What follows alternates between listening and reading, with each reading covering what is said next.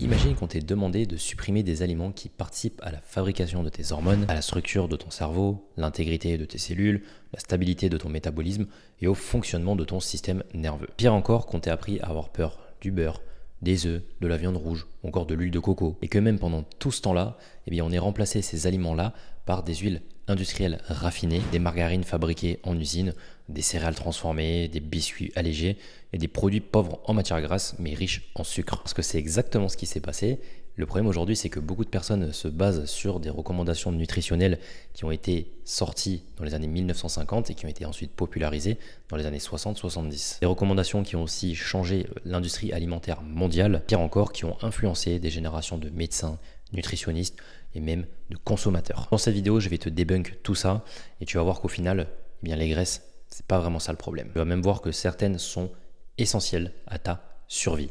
Mais pour ça, il faut qu'on revienne aux bases. Il faut comprendre réellement ce que c'est qu'une graisse, parce qu'aujourd'hui, quand on parle de gras, c'est vu de manière péjorative. C'est-à-dire qu'on va penser au gras du ventre, à la cellulite, au surpoids, à l'obésité, toutes les maladies que ça entraîne. Mais si tu t'intéresses biologiquement à ce que sont réellement ces graisses et donc ces lipides, tu te rends compte qu'au final, ils sont importants. Déjà, si tu le sais pas, ton cerveau, il est composé à 60% de graisse sur son poids sec. Chaque membrane, si tu veux, de ton organisme contient ce qu'on appelle des phospholipides.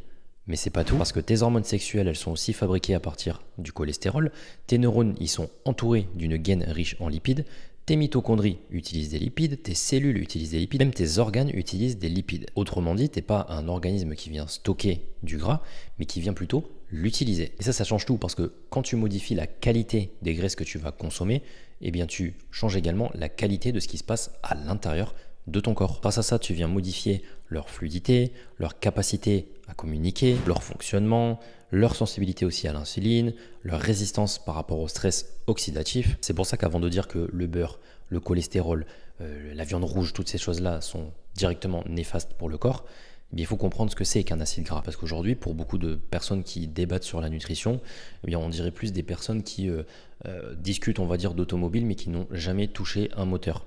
Et justement, le but de cette vidéo, c'est d'ouvrir ce fameux moteur et de comprendre qu'est-ce qui se passe réellement à l'intérieur. Quand on parle de graisse, déjà, il faut parler de triglycérides. Un triglycéride, si tu veux, c'est une molécule de glycérol qui est rattachée à 3 acides gras. Ces 3 molécules-là, elles peuvent être différentes les unes des autres. Et c'est ça le plus important. Parce que oui, en fait, quand tu consommes de la graisse, peu importe sous quelle forme, que ce soit du beurre, de l'huile, de la viande rouge, peu importe l'aliment, du moment qu'il y a de la graisse, il faut comprendre que le triglycéride présent dans l'aliment en question, biologiquement, il peut être différent d'un autre triglycéride d'un autre aliment. Tu as des graisses qui vont être très stables, d'autres au contraire qui vont être très fragiles. Certaines vont favoriser certaines voies métaboliques, tandis que d'autres influencent directement les membranes cellulaires. Tu en as même qui vont participer à la régulation de l'inflammation et d'autres qui vont avoir des effets directement sur le profil lipidique sanguin. C'est donc pour ça que mettre toutes les graisses dans le même panier, ça n'a pas grand intérêt. Malheureusement, c'est ce qui s'est passé pendant des décennies. Beaucoup de personnes mettent les graisses au même endroit, dans la même catégorie. À croire que toutes les molécules se comportent de la même façon. Alors qu'en fait, non. Si je te parle d'acide butyrique, d'acide palmatique, d'acide stéarique, d'acide oléique, de l'EPA, le DHA, c'est des choses bien distinctes. On peut dire qu'on parle de graisse, donc de la même famille, mais par contre, dans cette famille-là, chaque graisse va avoir un rôle différent. Quand tu manges du gras, et donc un triglycéride, ton corps, il vient pas s'en débarrasser ou le traiter comme ça. Déjà, il vient le découper grâce à des enzymes qui sont digestives, qu'on appelle les lipases. Et ces dernières, elles vont hydrolyser cette molécule. En gros, si tu veux, elles vont la découper et ensuite la transformer en monoglycéride, puis en acide gras libre. Ces éléments, ils seront ensuite absorbés et réassemblés, bien sûr, pour former des nouveaux triglycérides qui pourront être transportés et utilisés par ton organisme. Tu as une partie qui va servir pour la production d'énergie, une autre qui va être utilisée pour tout ce qui est construction des membranes cellulaires, une autre partie, et ça c'est celle sûrement qui te déplaît le plus, qui sera stockée en tissu adipeux, donc en gras. C'est justement là qu'il y a une grosse confusion pour beaucoup de personnes, c'est que c'est pas parce que tu vas manger des graisses que ça va directement se transformer en tissu adipeux, donc en gras sur ton corps, de la graisse corporelle. Parce qu'au final, un point important, c'est le total calorique. Alors attention, il n'y a pas que ça à prendre en compte, mais c'est déjà une règle de base. C'est-à-dire que peu importe ce que tu vas consommer, il n'y a pas que les graisses qui vont te faire prendre du gras. Si tu t'alimentes que, par exemple, de protéines, de glucides et de fibres, tu mets pas de graisse, que tu es justement en surplus calorique, ton corps, il va forcément stocker parce que tu vas consommer beaucoup plus que tu ne vas dépenser. Donc au final, ça se transforme aussi en gras. n'y a pas que les graisses qui vont se stocker dans le tissu adipeux. Là où il faut faire attention par rapport aux triglycérides, c'est qu'en fait, ils sont beaucoup plus caloriques que des protéines et des glucides. Parce que 1 gramme de lipides, ça fait 9 calories. Alors que 1 gramme de protéines et 1 gramme de glucides, respectivement, c'est 4 calories. Donc les lipides, ils sont 2 fois plus caloriques que les protéines et les glucides. Et contrairement aux glucides et aux protéines qui peuvent être mobilisés beaucoup plus rapidement, eh bien, les lipides, eux, ils nécessitent quand même des processus métaboliques plus poussés et qui prennent plus de temps. Un passage important, c'est au niveau des mitochondries, les fameuses centrales énergétiques de ton corps. Si tu as vu ma précédente vidéo sur les produits laitiers, tu sais de quoi je parle. La question à te poser, c'est pas est-ce qu'il faut manger des graisses, mais c'est plutôt quel type de graisse il vaut mieux privilégier. Souvent dans les graisses, ce qu'on a tendance à diaboliser, ce sont ces fameuses graisses, et donc acides gras saturés. Tu peux faire le test, aller regarder dans tes placards, tu as forcément des ingrédients avec des acides gras saturés. Tu as juste à regarder au niveau de la composition et des valeurs au 100 grammes et tu vas voir dont acides gras saturés avec les grammages de l'aliment. Pour comprendre exactement ce que c'est, là il faut que tu rentres directement au cœur de la molécule. Parce que tu verras que quand je vais t'expliquer ce que c'est qu'un acide gras, tu vas voir la chose un petit peu différemment. Pour te l'expliquer simplement, imagine-toi une longue chaîne. Sur cette chaîne, tu vas avoir des atomes de carbone qui sont reliés les uns aux autres. Autour de cette chaîne, tu vas avoir des atomes d'hydrogène qui viennent graviter. Et bien ça, c'est la structure de base d'un acide gras. Qui va déterminer son comportement biologique, c'est pas forcément sa longueur, mais c'est ce qu'on appelle les liaisons, simples ou doubles. Parce que quand on parle d'un acide gras saturé, faut savoir que tu as uniquement que des liaisons simples. Aucune liaison double. Il n'y a donc aucune faiblesse structurelle parce qu'il s'agit de liaisons qui sont simples et donc l'atome de carbone, il est saturé par l'hydrogène. C'est pour ça que ça s'appelle comme ça, acide gras saturé. Ça, si tu veux, c'est une caractéristique qui est très importante, le fait d'avoir que des liaisons simples. C'est un petit peu si tu regardais un mur face à toi, un mur en béton armé. Les briques, elles sont bien emboîtées et ça va faire que le mur, il va être solide. Il est très difficile à détruire. C'est pour ça que ton beurre en fait il est solide ou que ton huile de coco, une fois qu'elle a refroidi, eh bien elle devient compacte. L'inverse c'est donc les doubles liaisons. Là les doubles liaisons du coup ça rend la structure beaucoup plus fébrile. Parce qu'en fait c'est des endroits où l'oxygène peut attaquer directement. À ce niveau-là l'oxydation elle débute et tu as même les radicaux libres qui peuvent s'y mêler. Tu comprends donc que plus une graisse a de doubles liaisons, eh bien plus elle est vulnérable. C'est ça qui caractérise ces acides gras saturés et c'est pour ça aussi en fait qu'on les utilise pour la cuisson. Parce qu'en fait, la température, ça vient aussi attaquer les molécules, mais vu que notre acide gras saturé, il est résistant de par sa simple liaison, eh bien pour la cuisson, c'est intéressant. Maintenant, on va quand même rentrer encore plus en détail dans les graisses saturées, parce qu'en fait, si tu veux, toutes les graisses saturées ne sont pas exactement identiques. En fait, leur structure, elle est un petit peu différente. C'est comme si, en fait, je te disais, les mammifères sont tous pareils. Pas forcément, parce qu'un hamster et une baleine vont pas vraiment avoir le même mode de vie, ils vont pas fonctionner de la même façon. Pour tes acides gras saturés, c'est la même chose. Le premier que je vais te parler, c'est l'acide butyrique. Sa notation biochimique, c'est C4-0, c'est-à-dire qu'en fait on a 4 atomes de carbone et on a 0 double liaison. C'est donc un acide gras à chaîne courte parce que tu n'en as que 4. Et c'est ce que tu retrouves dans ton beurre. Et ce fameux butyrate, il est hyper intéressant pour tes intestins parce qu'il vient nourrir ce qu'on appelle les colonocytes. C'est les petites cellules qui tapissent ton intestin et qui sont bonnes. Ensuite, on retrouve notre acide caprylique. L'acide caprylique, lui, c'est le double du butyrate, c'est-à-dire qu'on n'en a pas 4 atomes de carbone, on en a 8. La notation, c'est donc C8-0, c'est-à-dire 8 atomes de carbone, 0 double liaison. Lui, on le range dans ce qu'on appelle les MCT, ça veut dire Medium Chain Triglycerides, donc en gros, triglycérides à chaîne moyenne. Contrairement en fait à des acides gras à chaîne longue que je vais te présenter juste après, eh bien les MCT, ils empruntent en fait des voies métaboliques spécifiques. Ils sont rapidement absorbés, rapidement transportés vers le foie, rapidement transformés et surtout, ils favorisent la production de corps cétoniques. Et les corps cétoniques, en fait, c'est un carburant qui peut servir de carburant alternatif pour ton cerveau. C'est pour ça qu'il y a beaucoup de personnes qui en parlent des huiles MCT, notamment tous ceux qui sont sportifs, les entrepreneurs, tout ça qui font attention à leur mode de vie. Eh bien, les huiles MCT sont intéressantes parce que ton cerveau, lui, il adore avoir plusieurs types de carburant. À continuation, on a l'acide laurique. Alors lui, il y a encore plus d'atomes de carbone. La notation, c'est C12-0, donc 12 atomes de carbone, 0 double liaison. Et ça, c'est ce que tu retrouves principalement dans ton huile de coco. 50% de l'huile de coco, elle est à base d'acide laurique. Souvent, l'huile de coco, elle est à débat parce qu'il y en a qui vont te dire que ça reste quand même une graisse saturée. Mais ce qu'il faut comprendre, c'est que cette fameuse huile de coco, elle augmente le cholestérol total, mais surtout le HDL, c'est-à-dire le bon cholestérol. Et ce dernier, quand il est transformé en ce qu'on appelle la monolaurine, eh bien, il présente des propriétés antimicrobiennes particulièrement intéressante. Encore une fois, il ne faut pas se fier qu'à l'étiquette, il faut comprendre aussi ce qui se passe réellement derrière. Ensuite, on retrouve un acide gras qui est présent en abondance dans l'organisme humain, c'est l'acide palmitique. Là, on a 16 atomes de carbone, toujours 0 double liaison, donc sa notation c'est C16,0. Et là, tu vas me dire, mais comment ça se fait qu'il est aussi présent dans l'organisme? Eh bien, c'est parce qu'en fait, ton corps est capable de le produire seul. Et ça se passe principalement si tu consommes un excès de glucides. Le corps vient transformer ça en acide palmitique par un processus qu'on appelle la lipogenèse de novo. Donc en fait, c'est pas seulement une graisse alimentaire, c'est aussi un produit bien que tu retrouves naturellement dans ton corps. Ensuite, tu as l'acide astéarique. Là, on monte à chaque fois en termes d'atomes de carbone.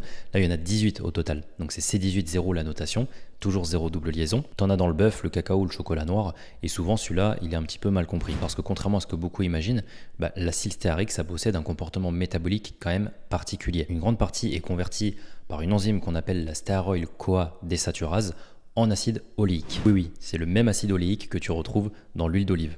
Autrement dit, une partie de cet acide gras saturé devient un acide gras mono-insaturé. C'est pour ça que le corps humain, c'est fascinant et c'est aujourd'hui impossible d'être omniscient sur tout ce qu'il est capable de faire. Maintenant, il faut que je te parle d'une petite histoire. Il faut qu'on remonte dans les années 1950, parce qu'à cette époque, il y avait quelque chose qui inquiétait de plus en plus les médecins. Déjà parce que les maladies cardiovasculaires explosaient, les crises cardiaques, elles devenaient de plus en plus fréquentes, les décès liés au cœur, ils augmentaient rapidement, et surtout que la médecine moderne, elle progressait. Et dans ce contexte-là, les chercheurs, ils voulaient absolument trouver un fautif, et c'est Ansel Keys qui a sorti une étude qui a complètement révolutionné le domaine de la nutrition mondiale. Son raisonnement, il reposait sur le fait que les graisses saturées augmentaient terriblement le cholestérol sanguin. Pour lui, le cholestérol est retrouvé dans les plaques d'athérome. Les plaques d'athérome, elles sont associées aux maladies cardiovasculaires. Donc les graisses saturées seraient responsables des maladies cardiovasculaires. Donc si tu regardes sur le papier l'enchaînement, ça me paraît logique. Le truc, c'est que la biologie humaine, c'est pas aussi simple que ça. C'est surtout qu'il y a une différence énorme entre la corrélation et la causalité. Parce que tu vois, là, par exemple, je tourne cette vidéo, on est en été. Eh bien, c'est comme si je te disais, chaque été, les ventes de glace, ça explose. Les noyades, forcément, ça explose aussi. Il y en a beaucoup plus. Donc, en fait, on pourrait dire que c'est à cause de la vente de glace que le nombre de noyades augmente. Tu vois, le lien entre les deux, il n'y a pas de lien. Les courbes, en fait, elles augmentent dans le même sens, hein. Il y a plus de noyades, il y a plus de ventes de glace, mais la variable à prendre en compte, en fait, c'est la température. Parce que plus il fait chaud, plus les gens vont avoir tendance à consommer des glaces, mais aussi à aller se baigner et potentiellement se noyer. Alors oui, l'exemple, il est un peu fort, mais c'est pour que tu puisses comprendre que, ok, il y a une corrélation entre les deux, mais la causalité, non. Cette erreur, elle est monumentale parce qu'en fait, deux éléments qui augmentent ensemble en même temps ne sont pas forcément responsables l'un de l'autre. Ça, si tu veux, c'est ce qu'on appelle un facteur confondant.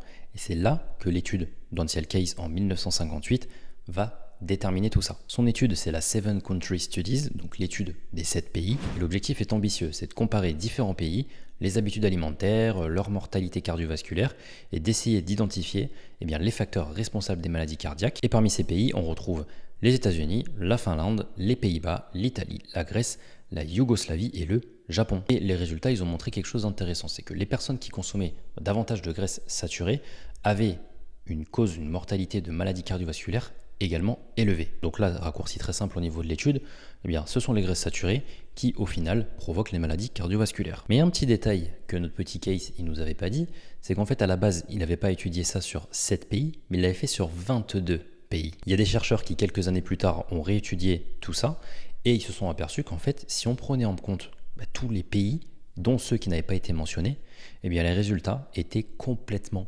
différents. On avait des pays qui consommaient beaucoup plus de graisses saturées et qui pourtant ne voyaient pas leur taux de maladies cardiovasculaires augmenter. Et l'exemple en plus le plus célèbre, c'est la France. On appelle ça d'ailleurs le paradoxe de la France.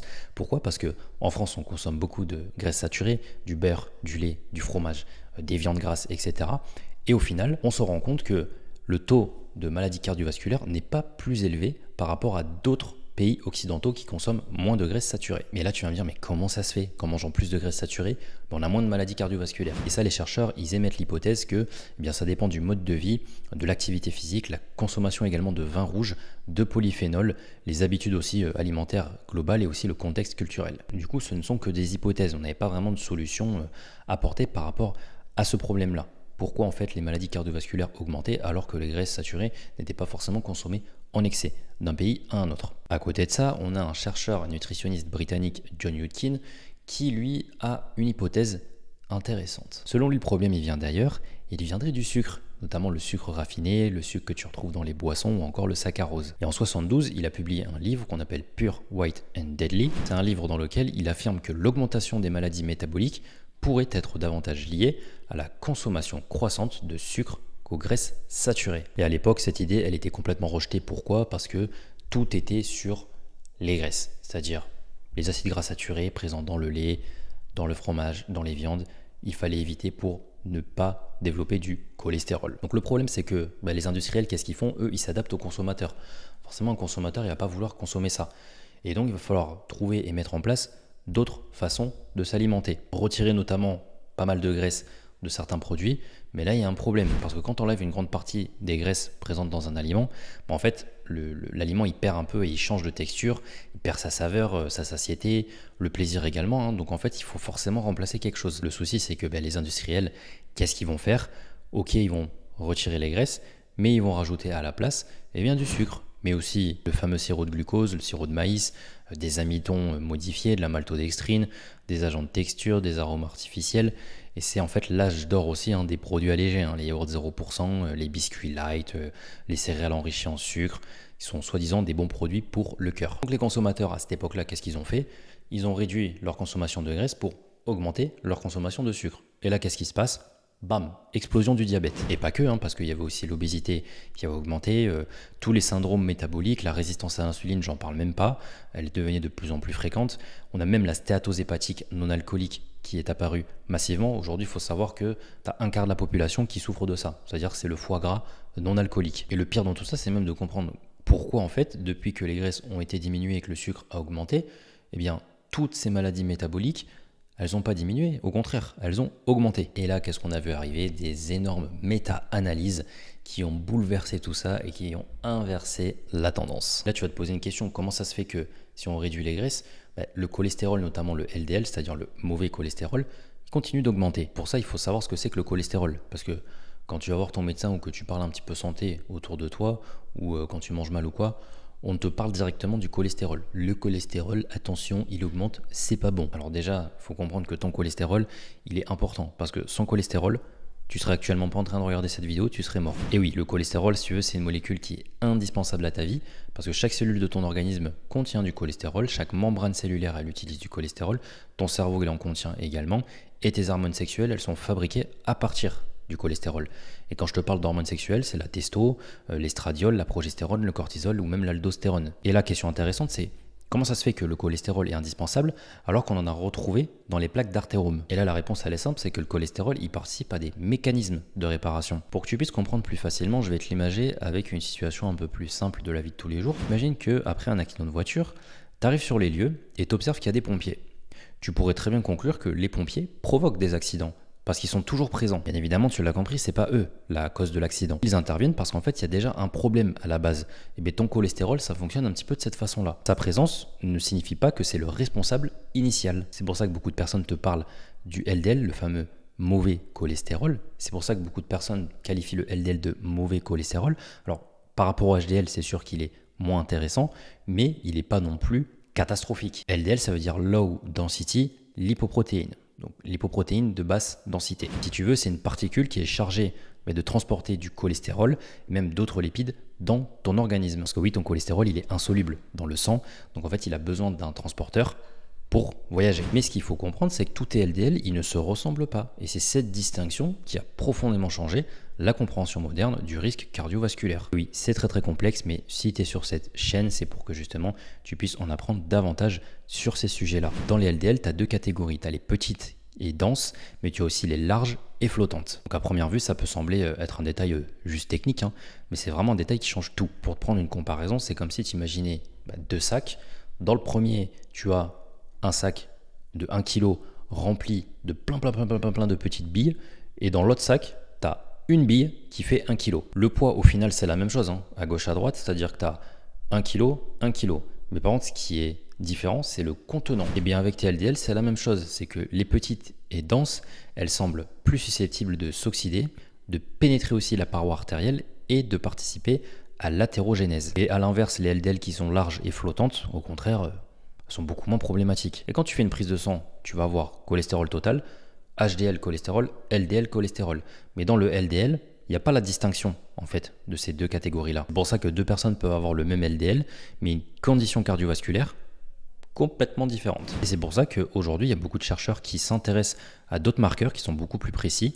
On a l'ApoB, on a également le nombre de particules LDL, le ratio triglycérides HDL, comme certains marqueurs inflammatoires. C'est ça qui va pousser justement les chercheurs à réévaluer un petit peu les conséquences des acides gras saturés. C'est pour ça que c'est important de s'intéresser à des méta-analyses parce que ça regroupe vraiment plusieurs études. On ne prend pas en compte qu'une seule étude parce que c'est très facile de tirer une conclusion sur une étude simple. Il faut vraiment étudier tout le contexte autour. D'ailleurs, pour parler d'études, en 2010, on en a une qui est sortie par Siri Tarino. Et là, vraiment, ça a tout changé. Ça a été publié dans l'American Journal of Clinical Nutrition. Et cette analyse, elle regroupe 21 études prospectives. Et là, c'est bien parce qu'on n'a pas qu'une analyse, on en a 21. Et en plus, ça a été porté sur un échantillon qui est quand même pas mal. C'est 347 000 personnes. Ces personnes-là, elles étaient âgées entre 5 et 23 ans. Autrement dit, le volume de données, il était quand même assez colossal. Je ne vais pas te détailler l'étude en entière, je te l'ai affiché de toute façon si tu veux aller la lire.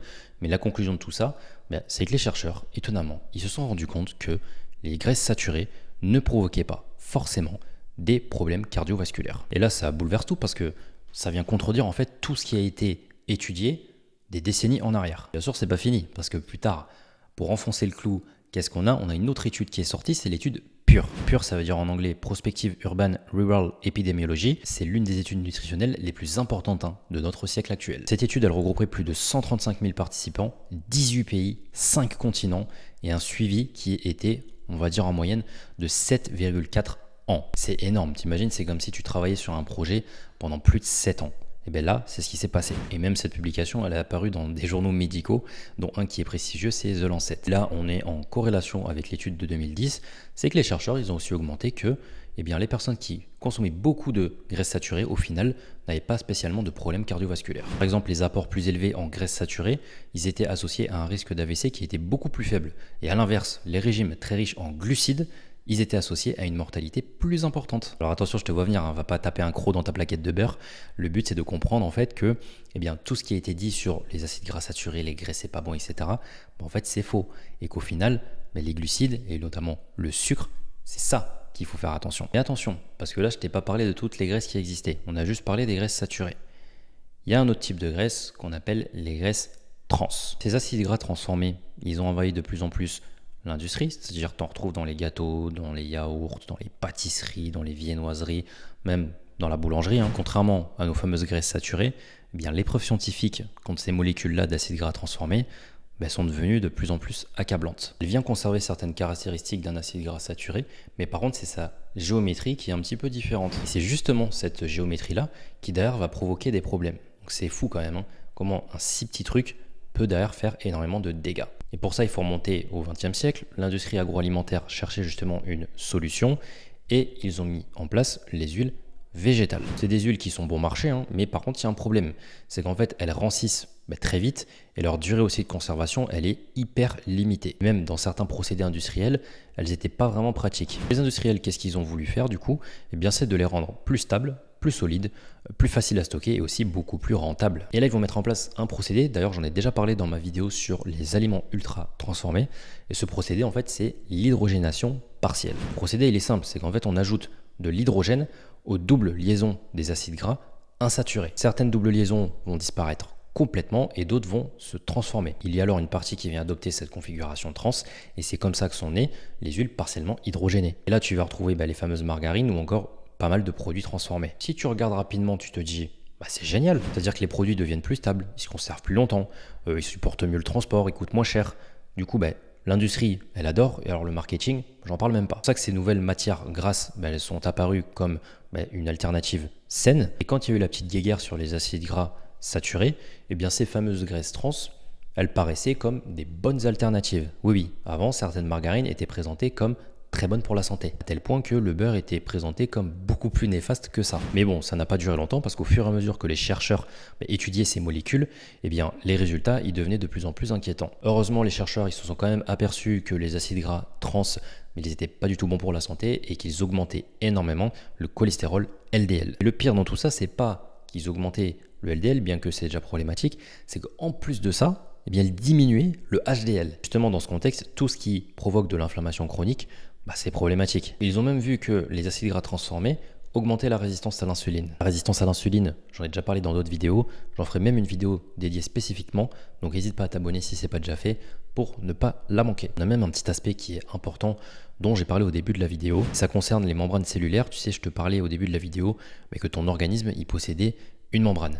Et cette membrane, elle est constituée principalement de phospholipides. Les acides gras que toi tu viens consommer, eh bien, ils peuvent être intégrés dans ces membranes. Au final, ils font partie intégrante de la structure cellulaire. La réaction en cascade de ça, c'est que quand tes acides gras trans ils sont intégrés dans les membranes, eh bien, vu que leur géométrie elle est un petit peu différente de ces acides gras, eh bien, elle peut modifier certaines propriétés physiques, comme la fluidité, la flexibilité, même la signalisation cellulaire ou la communication entre les cellules. Et donc ces fameuses cellules, au final, c'est pas juste elles se baladent dans ton organisme, non, elles font partie intégrante de toi. Et c'est ça la grosse problématique aujourd'hui, c'est que en fait tu peux manger quelque chose qui n'est pas bon pour ton corps, mais les effets, tu ne vas pas les avoir directement. Tu vas les avoir sur du long terme. Heureusement pour ça, on a quand même pas mal de pays qui ont réagi à ça. Et en fait, les huiles partiellement hydrogénées ont été retirées progressivement, voire carrément interdites. Et là, on va aller encore plus loin. Et oui, la vidéo, elle n'est pas terminée. J'essaye vraiment de te fournir un maximum d'informations. C'est beaucoup de travail. Donc n'hésite pas à me soutenir, que ce soit un commentaire, que ce soit un like, ou même si tu t'abonnes ou que tu partages à quelqu'un. Moi, ça m'aide énormément. J'aime beaucoup te partager de la valeur. Je vais maintenant te parler du ratio oméga 3, oméga 6. Jusqu'à maintenant, je t'ai parlé des acides gras saturés, du cholestérol, mais aussi des acides gras trans. Mais il y a quelque chose qui est quand même important aussi à noter. C'est quelque chose qui influence directement ton inflammation, ton cerveau, tes hormones, même ton système immunitaire, ta récupération ou même ta santé cardiovasculaire. Si je te parle d'oméga 3, tu vas peut-être me dire, les oméga 3, ils sont bons pour la santé, les oméga 6, ils sont pas bons pour la santé. En fait, c'est pas vraiment ça. Les oméga 6 ne sont pas néfastes pour la santé. La grosse problématique aujourd'hui, en fait, c'est l'équilibre entre les deux. Le ratio, il est complètement déséquilibré. Avant que je t'explique la différence de ratio, il faut revenir un petit peu en amont sur la différence entre les deux, oméga 3, oméga 6. Déjà, ils appartiennent tous les deux à la même famille de ce qu'on appelle les acides gras polyinsaturés, les fameux PUFA. PUFA, ça veut dire polyunsaturated fatty acid. Tous les deux, ils possèdent ce qu'on appelle les doubles liaisons. Tu te rappelles, au début de la vidéo, je te parlais de simples et de doubles liaisons. Eh bien, ces doubles liaisons, elles sont beaucoup plus fluides. Si tu as bien écouté la vidéo, elles sont aussi très sensibles à l'oxydation. Pour rentrer un petit peu plus dans le détail, les oméga 3, la première double liaison, elle est située sur le troisième carbone à partir de l'extrémité oméga. Et pour les oméga 6, elle se situe sur le sixième carbone. Alors cette différence, tu vas dire, ça va, c'est juste une différence, au lieu d'être sur le 3, il est sur le 6, c'est microscopique. Mais rien que ça bouleverse tout. Déjà, le principal oméga 6 qui est présent dans l'alimentation, c'est l'acide linoléique. Sa notation, c'est C18-2N-6, donc en fait c'est 18 atomes de carbone et 2 doubles liaisons. Il est considéré comme essentiel, pourquoi? Parce qu'en fait ton organisme, il ne peut pas le fabriquer lui-même. Tu es obligé de te l'apporter via l'alimentation. Sans lui, tu as certaines fonctions biologiques qui ne sont pas possibles. Donc en fait, il est vital, il n'est pas mauvais. Comme je te l'expliquais tout à l'heure, avec le fameux ratio, le problème, c'est pas l'oméga 6 en question, c'est la quantité que tu vas consommer. Parce qu'en fait, une fois que tu l'as absorbé, ton fameux acide linoléique, il peut être transformé en plusieurs enzymes, notamment les désaturases et les élongases. Et en fait, si tu veux, ces enzymes, elles font un peu ce qu'elles veulent, c'est-à-dire qu'elles peuvent modifier complètement la structure, ajouter des doubles liaisons, et finalement, elles peuvent produire même une molécule qui est importante, c'est l'acide arachidonique. Et ce fameux acide, il est souvent présenté comme une molécule inflammatoire. Alors en fait, pas vraiment. Si on s'y intéresse vraiment à l'inflammation, c'est pas si mauvais que ça, parce que en fait, c'est un mécanisme vital. C'est-à-dire que sans inflammation, t'as pas de cicatrisation, t'as pas de défense immunitaire, t'as pas de réparation tissulaire et même d'adaptation physiologique. Et même quand tu vas t'entraîner à la salle de sport, tu viens créer une réponse inflammatoire. Le problème aujourd'hui, c'est plutôt l'inflammation qui est chronique. C'est-à-dire qu'en fait, elle est silencieuse, mais elle est tout le temps là, sans vraiment que tu t'en rendes compte. Une inflammation qui est chronique, elle finit forcément par endommager tes tissus.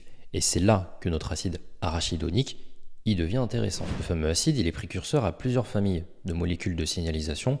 Bon, je te le donne quand même, c'est un peu des noms compliqués, mais tu as les prostaglandines, les thromboxanes ou encore les leucotriènes. En fait, si tu veux, ces molécules-là, elles permettent de coordonner certaines réponses biologiques. Il y en a qui vont favoriser l'inflammation, d'autres qui vont participer à la coagulation, et même certaines vont réguler les réactions immunitaires. En fait, si tu veux, l'acide arachidonique, C'est un peu une matière première que le corps vient utiliser pour diverses fonctions. Maintenant, on va parler des oméga 3. Les oméga 3, le principal qu'on retrouve, c'est l'acide alpha-linoléique. Lui aussi, il est essentiel, il est apporté également par ton alimentation. Tu le retrouves dans tout ce qui est graines de lin, graines de chia, les noix, même certaines huiles végétales. Et pour obtenir ces fameux effets biologiques les plus importants, eh bien ton organisme il doit les convertir. Le truc, c'est que cette conversion, elle est un peu inefficace parce que l'acide alpha-linoléique, il est d'ailleurs converti en EPA. EPA, c'est l'acide eicosapentaénoïque. Et derrière, il peut aussi être converti éventuellement en DHA, c'est l'acide docosahexaénoïque. Le truc, c'est que ces conversions-là, elles sont limitées. Il y a même chez certaines personnes, elles sont très très très faibles. C'est pour ça que nos fameux poissons gras, ils sont importants dans l'alimentation parce qu'ils viennent directement te fournir l'EPA et le DHA. Les fameux poissons gras, c'est pour ça qu'ils sont intéressants, parce qu'ils évitent au final cette conversion. Il n'y a pas besoin de la faire. Et là, tu vas me dire, mais à quoi ça sert en fait l'EPA et le DHA? Bien, déjà, l'EPA, ça participe à la régulation de nombreuses voies inflammatoires, et le DHA, ça constitue un composant majeur de ton cerveau. Tes neurones, ta rétine, tes membranes cellulaires, et ton cerveau, justement, il adore ça, le DHA, tes yeux également et tes membranes aussi. Et là, on arrive à un point central, c'est que tes oméga 3 et tes oméga 6, ils utilisent les mêmes enzymes, les mêmes désaturases et les mêmes élongases. Et ils sont vraiment en concurrence permanente. L'objectif, c'est donc d'avoir un ratio qui est à peu près égal pour pas qu'il y en ait un qui prenne plus de place que l'autre. Pendant la majeure partie de l'histoire, les chercheurs, ils pensaient que les ratios, ils étaient à peu près égaux ou un petit peu plus penchant pour les oméga 6, c'est-à-dire 1,1 ou 2,1,3,1 pour l'oméga 6 par rapport à l'oméga 3. Le truc, c'est que nos ancêtres, eux, ils consommaient beaucoup moins d'huile végétale que nous actuellement. Et ça vient principalement, comme je te l'expliquais, avec toute l'industrie agroalimentaire, les huiles raffinées, l'agriculture intensive ou même la production massive d'huile de soja, de maïs ou même de tournesol. Et là, en fait, le ratio, il a complètement explosé parce que là, on pensait qu'on était sur du 2,1,3,1. Au final, on est plus sur du 10, 15, voire 20 pour 1. En fait, le problème, c'est qu'un excès chronique d'oméga 6, ça peut favoriser une production beaucoup plus importante de certains médiateurs inflammatoires dérivés justement de l'acide arachidonique. Et là, il y a quelque chose d'important à prendre en considération, c'est en fait qu'est-ce qui se passe quand ton huile, tu vas la chauffer. Parce que c'est vrai, aujourd'hui, il y a beaucoup de personnes qui utilisent l'huile pour faire la cuisson. En fait, quand une structure moléculaire elle est chauffée, bien d'ailleurs, tu as des transformations qui sont importantes. Je te réfère d'ailleurs à cette vidéo où j'ai parlé justement de tout ce qui est produits laitiers, les différents procédés que tu as dans l'industrie agroalimentaire. Je reviens du coup par rapport à ça sur les doubles liaisons. Tu sais, on l'a vu tout à l'heure, les doubles liaisons, elles sont très fragiles. C'est ça qui diffère des acides gras saturés, des polyinsaturés, c'est que les polyinsaturés, ils ont beaucoup de doubles liaisons, alors qu'en fait, les acides gras saturés, il n'y en a pas. Si ta double liaison, elle est attaquée, ta molécule au final, elle est beaucoup plus fragile et en fait, elle se transforme. C'est ce qu'on appelle la peroxydation lipidique. Tes molécules, elles vont commencer à se dégrader, à se fragmenter et à produire carrément des nouveaux composés. Et il y a certains de ces composés qui sont très très loin d'être anodins. Alors là, tu n'as pas forcément besoin de retenir ça, mais en gros, ça va produire les hyperoxydes lipidiques, les aldéhydes, les cétones et même d'autres produits secondaires de dégradation. Tu as certains même de ces composés qui attirent particulièrement les chercheurs. Déjà, tu as le 4-HMNE, en gros, ça veut dire 4-hydroxynonénal. Tu as même le MDA, c'est le malondialdéhyde. Ça, c'est des molécules qui sont considérées comme des marqueurs importants justement du stress oxydatif. Le problème, c'est quand elles sont présentes en grosse quantité, eh bien derrière, ça vient créer des réactions qui sont un peu pathologiques. Ce qui inquiète les chercheurs, c'est vraiment la consommation quotidienne. Si tu as l'habitude d'utiliser des huiles qui justement se dégradent très facilement, qui s'oxydent aussi très facilement de manière quotidienne, forcément, c'est compliqué et c'est pas bon pour ta santé à long terme, je le répète. C'est pour ça que tu vois tes compléments d'oméga 3, c'est d'ailleurs pour ça que beaucoup de personnes prennent des oméga 3, il y en a qui prennent des oméga 3, ils savent pas pourquoi. Là, tu le comprends avec cette vidéo que c'est très intéressant de se supplémenter en oméga 3. Alors, je te conseille de prendre des oméga 3 avec le label EPAX, EPAX, ça te permet en fait d'avoir une garantie qu'il n'y a pas de métaux lourds dans justement la gélule que tu vas consommer. Parce qu'en fait, c'est de l'huile de poisson. Quand tu prends des oméga 3, ne les stocke pas comme ça à température ambiante, surtout en ce moment avec les chaleurs qu'il fait. C'est toujours au frigo pour justement éviter qu'ils ne chauffent trop. Alors oui, on n'est pas aussi élevé que sur des températures si tu faisais cuire ton huile dans une casserole ou une poêle, mais dans tous les cas, c'est toujours mieux de les stocker au frigo. Vraiment, le pire dans tout ça, je dirais que c'est tout ce qui est huile de friteuse. Tu vois, si tu prends un fast-food ou quelque chose comme ça, où il y a des frites, tu te doutes bien, tu vois, l'huile de cuisson, ils vont pas à chaque fois la vider après chaque utilisation. Souvent, en fait, l'huile, elle est chauffée, puis après, elle est refroidie, puis elle est encore réchauffée, puis elle est encore refroidie. Donc, en fait, là, le processus lipidique, il change tout le temps et ça dégrade tout. Une huile qui est intéressante, c'est l'huile d'olive pressée à froid. Là, tu n'as pas de choc, en fait, thermique et vraiment, ton huile, elle est neutre, elle est top et tu peux, par exemple, tu n'as même pas besoin de t'en servir comme huile de cuisson. Tu peux la rajouter en topping sur ton plat, je sais pas moi, une salade de tomates concombre feta, tu rajoutes un petit peu un filet d'huile d'olive, top. Qu'est-ce qu'il faut donc tirer de toute cette histoire? Alors déjà, les graisses, c'est pas un problème. Du moins pas toutes, parce que pendant des décennies, on a réduit la nutrition avec des slogans simples, hein. Le gras fait grossir, le cholestérol, ça bouche les artères, les graisses saturées, elles sont dangereuses.